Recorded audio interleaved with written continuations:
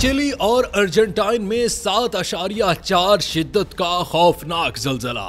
Chilli और Argentine के साहिलों पर 7.4 शिद्दत का जलजला आया है, जिससे अफरा तफरी मच गई। अमरीकी जियोलॉजिकल सर्वे का कहना है कि चिली और अर्जेंटाइन के जनूबी साहिलों पर 7.4 शिद्दत का जलजला आया है। USGS ने कहा कि जलजले का मरकज केप हॉर्न और एंटार्क्टिका के दरमियान ड्रेक यासिज में अर्जेंटाइन के शहर युशाविया से 219 किलोमीटर जनूब में समंदर के नीचे था। चिली के हुकाम ने जुमे को जनूबी अमरीकी मुल्क के इंतहाई जनूब में वाक़े आबनाए मैगलान के पूरे साहिली हिस्से के लिए इनखला का अलर्ट जारी किया है। चिली की national service for disaster prevention and response ने अवाम को भेजे गए एक पैगाम में कहा कि सुनामी अलर्ट की वजह से मैगलान के साहिली इलाकों के लिए महफूज जोन में इनखला का हुक्म दिया जा रहा है।